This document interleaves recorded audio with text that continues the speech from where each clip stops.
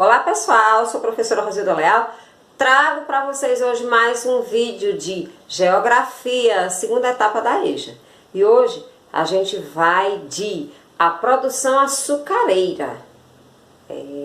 Qual etapa no Brasil começou-se a produção açucareira?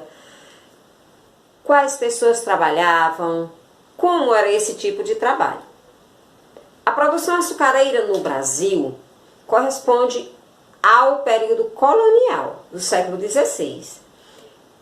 A produção açucareira, o açúcar, foi a primeira riqueza produzida, eu estou dizendo produzida, não explorada, produzida no Brasil.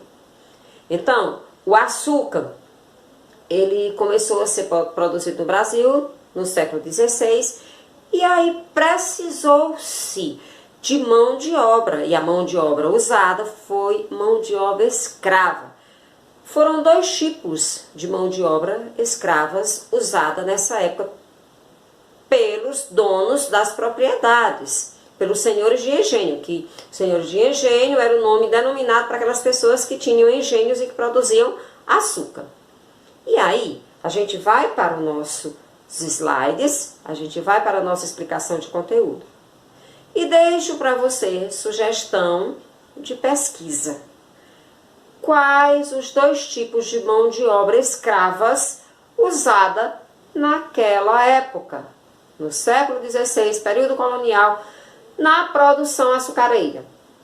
E também, outra, como está a produção açucareira no Brasil? O Brasil importa ou o Brasil exporta açúcar? Bons estudos para vocês! A produção açucareira.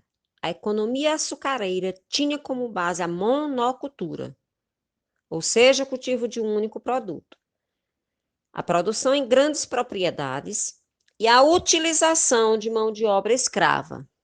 Inicialmente, a mão de obra escrava indígena foi bastante empregada na produção do açúcar.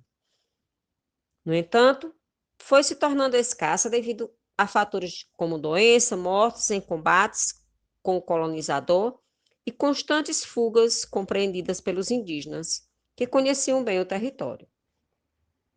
O resultado foi a introdução do Brasil de mão de obra escrava africana, que já era utilizada em outras colônias portuguesas. A unidade de açúcar, de produção do açúcar, era o engenho, propriedade formada pelos seguintes elementos: casa grande, local onde vivia o senhor do engenho, como era chamado o dono da propriedade e sua família. Senzala, local onde viviam os negros escravizados. Capela, instalações onde o açúcar era produzido, como a moenda, a cana era moída e a extração do caldo. Lavoura, o local onde era feito o cultivo.